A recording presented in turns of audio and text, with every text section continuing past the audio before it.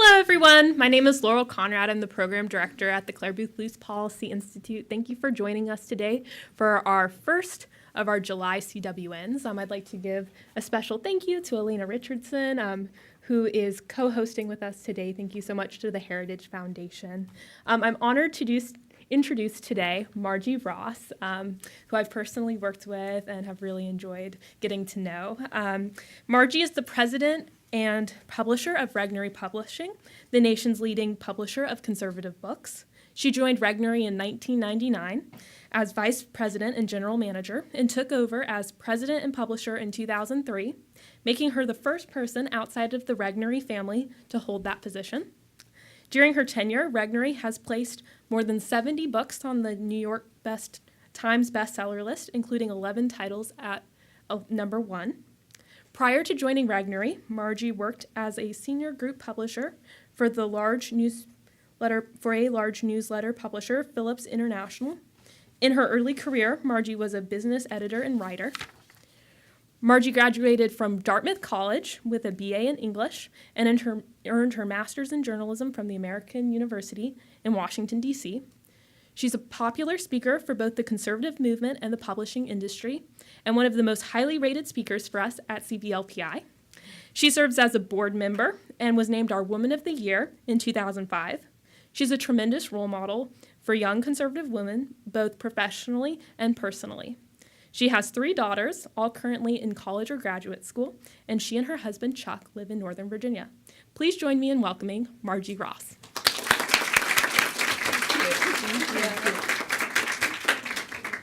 Thank you so much. Thank you, Laurel, Elena.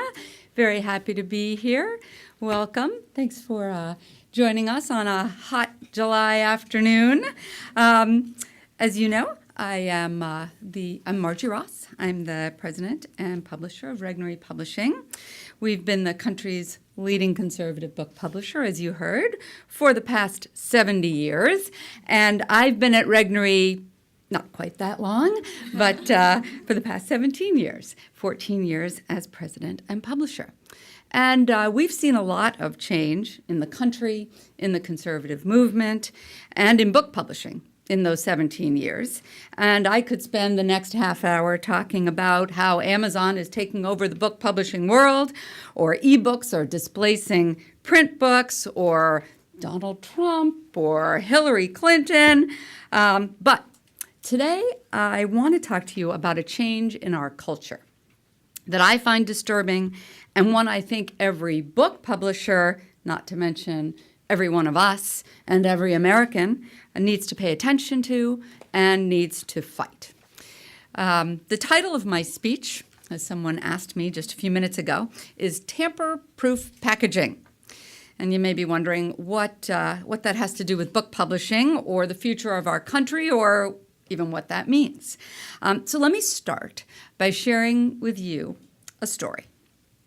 This, as it happens, is not my own story, but a story told to me by my rabbi, a very insightful and wonderful man with whom I disagree on virtually every political issue you can name, but who identified this change in our culture that I want to talk about in a wonderful and interesting way.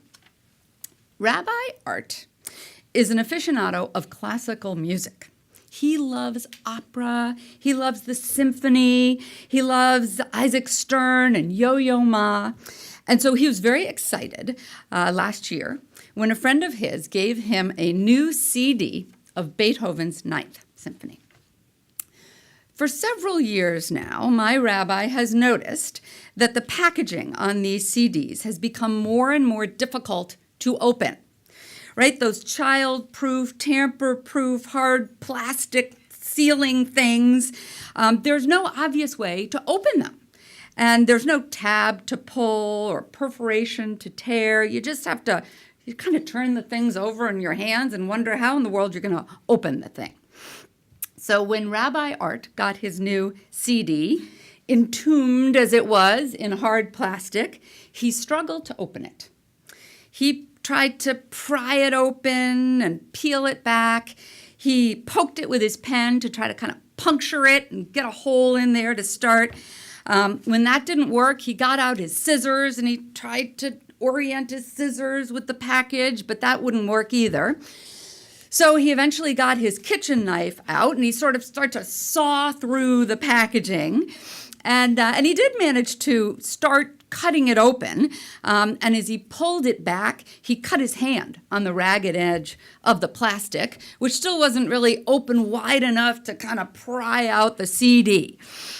So finally, after cutting his hand and uttering a few words that rabbis are not supposed to say out loud, he managed to rip the plastic open wide enough to drag out the CD. And by this point, he said to me, his excitement was gone. His delight at the prospect of listening to this wonderful music was extinguished. He was so exhausted and so frustrated, he just tossed the CD onto his couch and decided he'd listen to it later. And that is my metaphor for America today. We have allowed our fear of dangers, real and imagined, our demand for security and safety at all costs, to overwhelm our love of liberty. Now, in Rabbi Art's opinion, societies swing on a pendulum from the love of liberty and the excitement of risk-taking and adventure and discovery on one hand, to the desire for security and safety and comfort on the other side. And he believes when we swing too far in one direction, the pendulum will eventually swing back. I'm not so sure. I'm not as confident that the good sense of average Americans and the weight of centuries of experience will be able to overcome the powerful forces at work in our society who are intent on protecting us from harm. Sadly, I think this all started with 9/11. As terrible as it was to lose 3,000 innocent Americans on a single day, as we were reminded of yesterday in France, I believe it's just as tragic to lose our national will to cherish and fight for liberty over safety. Liberty is inherently risky. It's fraught with danger and uncertainty. It flies without a safety net. It requires personal responsibility and integrity on every level. Liberty means you're free to pursue your dreams and you're free to fail. You're free to make your own decisions and you're free to make stupid mistakes. You're free to voice your opinion and others are free to offend and insult you with theirs. Security is much more comfy. And after 9/11, security was what we wanted, what we demanded. In many ways, I've come to think that the entire country was suffering from post-traumatic stress disorder. Stop and consider this for a minute. PTSD is defined as, I'll read you the definition, a mental disorder that can develop after a person is exposed to a traumatic event, such as warfare, traffic collisions, or other threats on a person's life.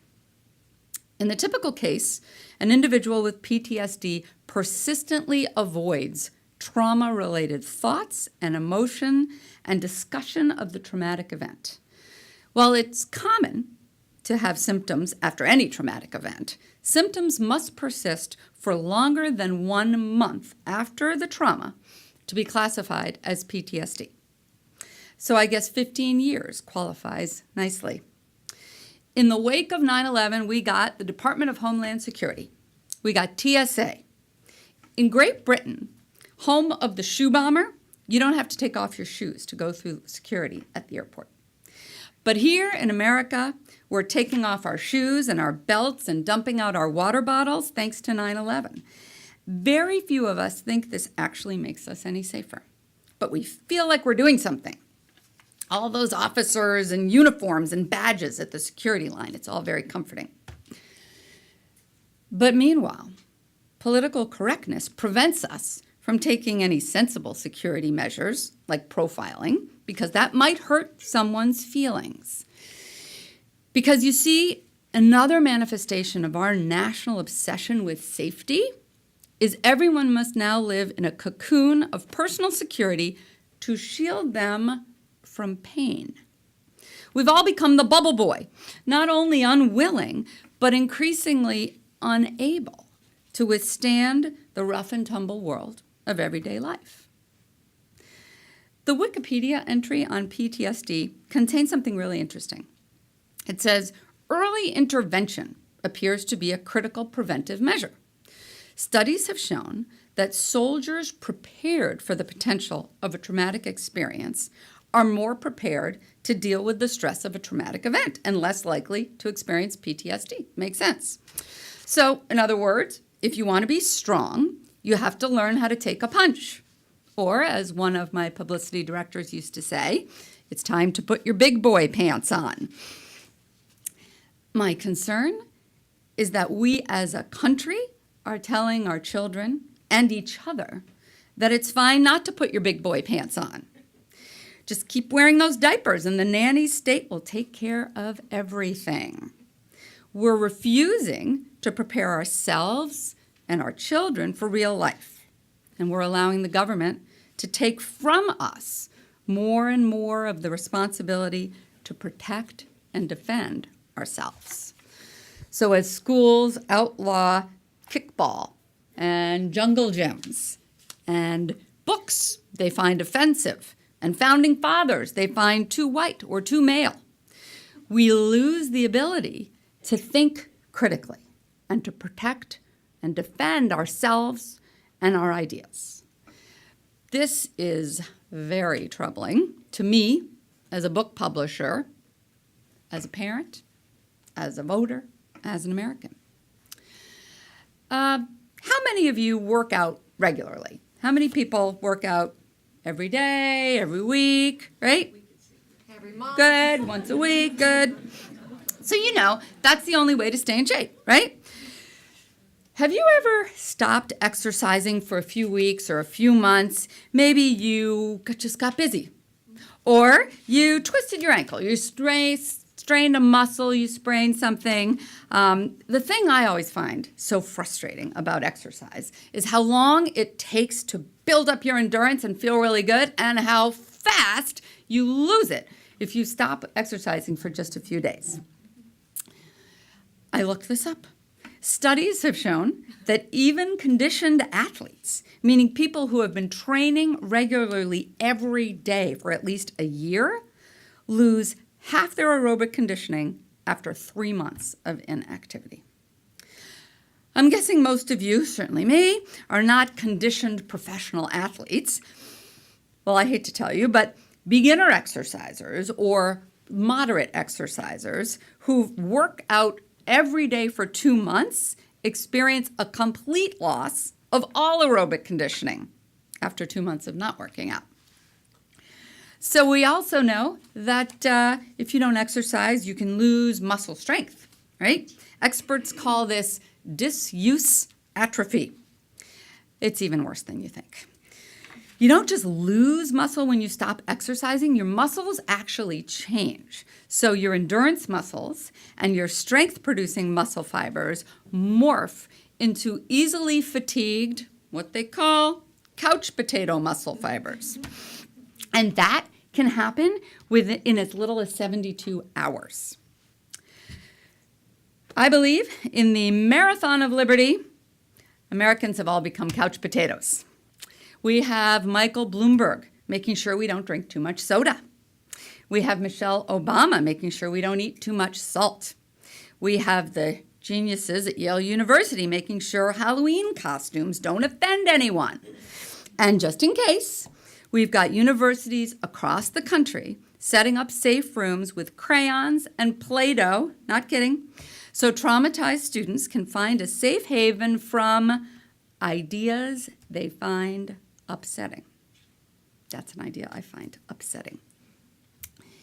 You know, if we need to be protected from ideas we find upsetting, not only does that have a huge dampening effect on book publishing and publishing in general, but if we need to be protected from ideas we find upsetting, I believe we will quickly lose the ability to have original ideas. And we will surely lose the liberty to defend our right to have and voice our own ideas. Those muscles that we need to think independently and critically will suffer from disuse atrophy, and they will die. That's really bad news for a book publisher. And it's even worse news for those of us who care about America as the exceptional nation it once was. Now, we're trying at Regnery to fight that battle. Last year, we published a book by Kirsten Powers called The Silencing, which documents some really shocking examples of how the left is shutting down free speech and ideas they don't like on campuses under the guise of protecting people who might be upset by those ideas. This summer, we're publishing a book called See No Evil by Joel Pollack, which exposes the left's refusal to debate issues and ideas they don't like. They just won't debate them at all. They don't want to talk about them. Next year, we're publishing a book by Dr. Everett Piper, president of Oklahoma Wesleyan University, who gained some notoriety recently when he opined that a college is a university, not a daycare. Those fine authors echo the words of many great thinkers and writers before them. John Stuart Mill said, "Without free expression of opinion, there can be no progress in science, law, or politics." Benjamin Franklin said, "Whoever would overthrow the liberty of a nation must begin by subduing the freedom of speech." George Orwell said, "If liberty means anything at all, it means the right to tell people what they do not want to hear." Supreme Court Justice Oliver Wendell Holmes said, "If there is any principle of the Constitution that more imperatively calls for attachment, it is the principle of free thought. Not free thought for those who agree with us, but freedom for the thought we hate." A number of people have claimed credit for this one, including Voltaire and Oscar Wilde. And I like to say this one as well. "I disapprove of what you say, but I will defend to the death your right to say it." And of course, that right is enshrined in the very First Amendment of our Bill of Rights, which forbids Congress to make any law abridging the freedom of speech or of the press. But we are seeing it happen all around us every day. So what do? How do we lean to one side and get that pendulum to swing back towards liberty? I'm going to suggest 5 things that you can do, 5 steps you can take to be a champion of free speech and thereby a defender of liberty. Number 1, learn to stand up for what you believe. And to me, that means doing your homework. It's not enough to just repeat what other people say. You need to understand the arguments. You need to be able to defend them. Read books, look things up, be armed to defend your point of view, your opinion, and your value system. Number 2, learn to criticize without contempt. That means you're seriously willing to consider the opposing argument, not dismiss it out of hand. We see people, frankly, on both sides of the political aisle treat ideas that they don't agree with contempt. They don't even consider them. And that's a loss for both sides. I encourage you to learn to debate without ad hominem attacks. Focus on the message, not the messenger. There are many, many ways to take apart an argument, but the only way to convert people to our side, the only way to convince people to think differently, is to focus on the message and not attack the messenger. Learn to listen to ideas you disagree with. You'll understand your opponent better, you'll sharpen your own arguments, and you'll expand your worldview. And number 5, try to learn from people who are different from you. One of the greatest gifts of being an American is that we're still a country that attracts people from every corner of the globe. Wherever you are, take advantage of that melting pot. Seek out people who are different from you and learn from them. And as you do, they will learn from you. I believe if our core values are strong and our liberty muscles are well-toned, we have nothing to fear from ideas and people who are different from us. Rather, we have much to learn and much to share. And I encourage you to embrace all 5 of those ways of listening and opening your mind to other points of view as a way not just to learn, but to encourage other people to do the same. And to never look for a way to censor or shut down ideas that you disagree with, or you find troubling, or you find offensive. And I'll close with the words of a Pulitzer Prize-winning editor, William Allen White, who was a very interesting person if you Google him. But he said something I really agree with. He said, "We can have no wise laws unless there is free expression of the wisdom of the people, and alas, their folly with it.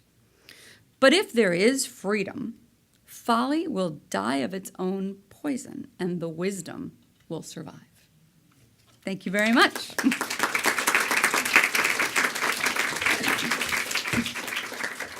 Yes, sure. We are going to continue with questions. If you have some, please raise your hand and we'll have a mic come to you. I will ask though, like living in a safety-first environment, what could we be doing on college campuses? What could we be doing in our workplace? You gave 5 incredible action items that we could definitely be doing. But maybe, you know, as rising women, Right. Is there anything that we could specifically be doing with mainstream media on our college campuses? Right. I know that's probably a mouthful in and of itself. I think there are definitely women in this room right now who have taken that challenge and stood up on their college campuses, both on the campus and actually gotten some mainstream media by doing that.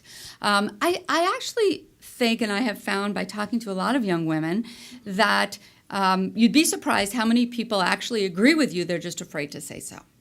And so it takes, in a lot of cases, one person to say it out loud.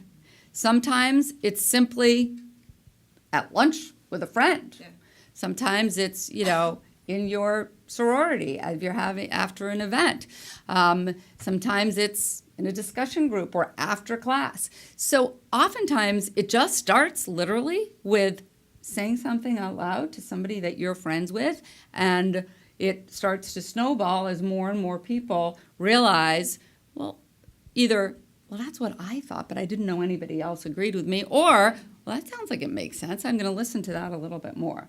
So I think start with the people you know. Start by not being afraid to voice what you think in a loving, respectful way. And oftentimes you'd be surprised at how many people gravitate to you and actually agree. Thank you. Sure. Yes.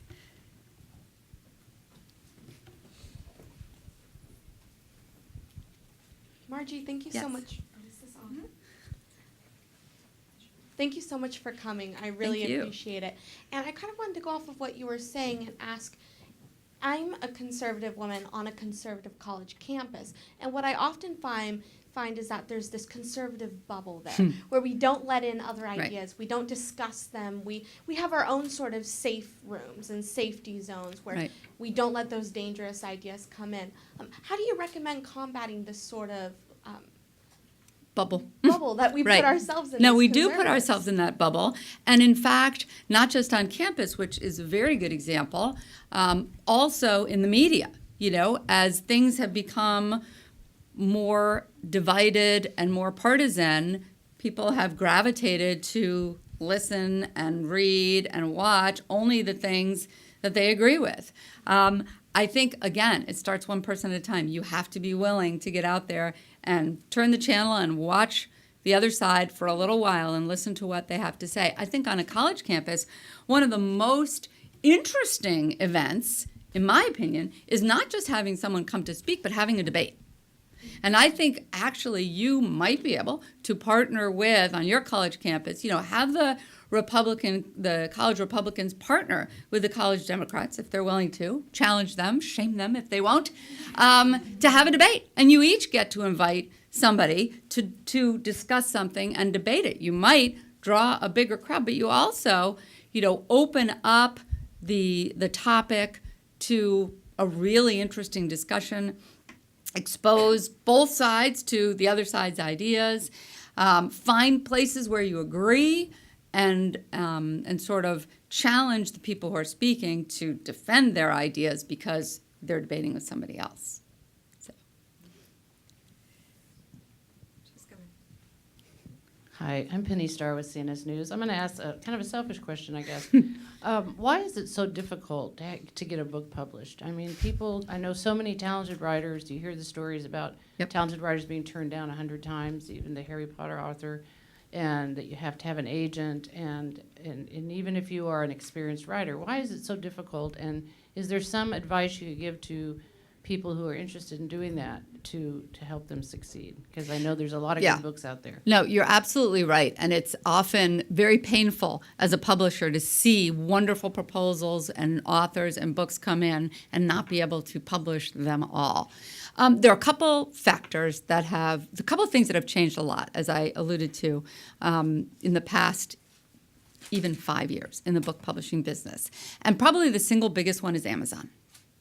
And as Amazon has become a bigger and bigger player in the book world, book retailing and book publishing, they've driven out a lot of brick and mortar stores. So there are fewer places where you can go and look at a physical book. Set aside the whole question of ebooks entirely. Amazon still sells more print books now than anybody else. They're the single biggest seller of print books. And if you combine print books and ebooks, they now represent about 40% of the book business. That's a dangerous thing in a business setting for one account to represent such a big percentage of your business. So the reason that has had a withering effect on new authors particularly is what I often refer to as the death of discovery. It's so much harder for a customer, a reader, to discover a new author because there are so many fewer bookstores and retail environments where you can sort of wander through and there's a book on the table next to a famous author that you first went to look at and then, oh, what's this right next to it? That looks interesting. That is almost entirely gone, certainly at Amazon. That's not the way they populate and put in front of you what they want you to see. And so it's harder and harder for new authors and authors without a big platform to be discovered. And so that has produced this vicious circle where, you can't get published unless you've already been published and had a wonderful success, because publishers are worried that even if they take a risk and publish that book, they won't be able to get any of the retailers to take it, to stock it, and display it. So in the same way that our sort of political discourse has become very divided and bifurcated, book publishing has become that way too, where you have, a great concentration of the big, giant, famous name brand authors who just keep putting out books and the bookstores keep putting them on the shelves, and that's an easy sell. And then you've got the occasional unknown, surprise, J.K. Rowling or others, coming out of nowhere, and very little in between. And so I guess the short answer, that was the long answer, the short answer is it's mostly a function of the business of publishing that there is such a resistance to new authors and unproven authors and authors without a platform at retail. You just can't get those books out. And unfortunately for us, no matter how wonderful a book is, if nobody buys it or nobody reads it because you can't get it into the stores, you can't afford to publish it. It is frustrating. Thank you. Sure. Yes. Okay, I have my own question. Okay. I have the mic. I'm an English major at Grove City College, which is a small Christian, conservatively or politically conservative college. And I just got through a class on literary criticism a couple semesters ago, and it was a lesson in charitability and how we are charitable to all of these literary critics from the beginning of writing up until now, to people who are still alive and still criticizing literature. And there are definitely people who I think are crazy, but they have made their mark on literary history. And now, as you get into there was the feminist movement, and people, were versed to hearing those thoughts. But now I'm sitting in a class hearing about this. I'm like, I don't necessarily agree with everyone, but what a great place we live in, and what a great school I go to be able to read these people and understand, oh, this could be a message behind what I'm reading, or this is what other people get out of these readings. And now we have schools trying to say we shouldn't read Shakespeare because he's an old white guy. So as a publisher, as an English major, what is your response to schools who are trying to diversify our English language by taking away major players? Yeah, it's very, very frustrating. I mean, ultimately, I think it is possible, and this is a long play, but it is possible that a lot of those very liberal institutions, including the one I graduated from, will price themselves out of business. Or they will get to the point where they are so ridiculous, well, they're already at the point where they're so ridiculously expensive, and the people who are graduating are increasingly having trouble getting a job that could possibly, pay back for what the cost of the college was, that I think a lot of people are starting to realize that that college education isn't worth it. Is not worth the money that we parents are spending. Voting with your pocketbook is probably the most powerful thing we can all do. And if we refuse to support and spend money on things, like anything in a free market, those things will die or at least shrink.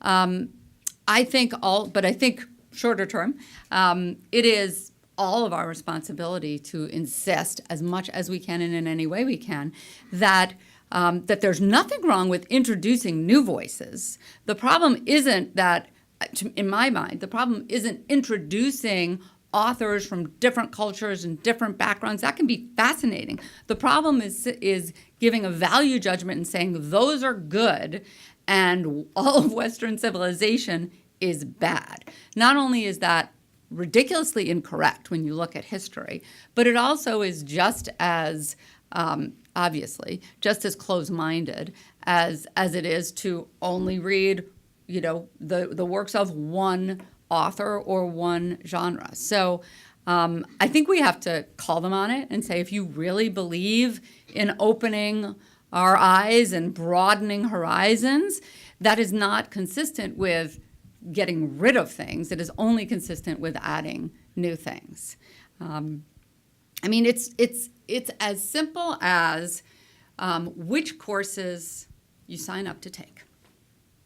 There are, my oldest daughter is about to teach a course for the first time as a grad student, and it is very clear that the administration at quite a liberal institution where she is very concerned about having classes that kids sign up for. Sign up for class, vote with your with your enrollment. Sign up for classes and professors that are open-minded and that embrace, real diversity of thought and opinion, as opposed to those who don't. I think that even that little step can make a difference. Thank you. Sure. Any other questions? Yes.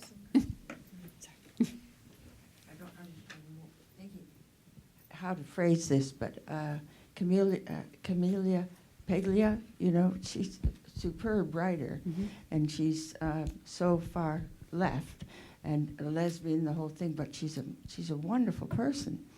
And she did say a couple of years ago, she was screaming and saying, because she teaches women's studies, where are the books? I have nothing to teach. And so that is my question. What do they teach? You know, what Right. do they teach? Well, there seem to be, it seems to me there are a lot of made up, disciplines and majors and subjects that are more an expression of a political statement than an expression of any kind of academic rigor or pursuit or substance. But again, you do have to eventually have enough students signing up to keep that going and to keep that funded. So, I've actually seen places where they've sort of collapsed two sort of ridiculous sounding majors or departments into one because there wasn't enough to teach. There wasn't anything there. And eventually that actually can help, shine a little bit of light as to whether or not there's substance there or not. Thank you. Sure. Yes. Hi, thank you so much Sure. for speaking. I was just wondering, so you talk a lot about being able to have conversations with people about different ideas, but at the same time you're also talking about sort of the radical obscurantism of the left and how they're just trying to shut it down. Can you say something more about like how those two, like when someone is actually just a fanatic, like would you try to convert them? What's your response at that point?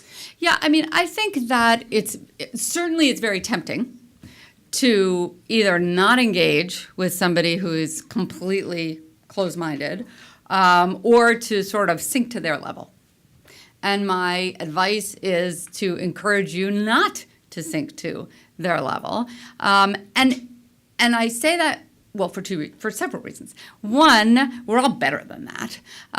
Two, it's not a good example. And three, in the end, I think while you may never convert that person, there are often other people listening.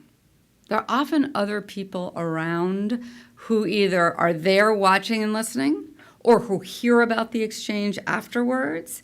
And the people that you may be able to influence may never be, that individual who is so close-minded and so positive that they're right and unwilling to listen to another point of view. That may not be the person you're going to have any impact on, but that's just one person. And in fact, again, oftentimes you find that a lot more people end up watching that kind of exchange, hearing that kind of exchange, knowing that something happened. And it can be very obvious who is willing to discuss and debate and defend their ideas and who isn't. And that kind of example can actually make a bigger difference than converting that one person who's never going to change their mind. That's my advice. Yes. I'll just share this with you. When I went to University of Toronto, and I was in an English class, and I knew he started off, and he said, and his whole thing was the myths of the Bible and the myths in Genesis, and I was sitting there absolutely terrified, but I stuck my hand up, and I said, well, excuse me, but to you they're myths, but in my opinion they're not.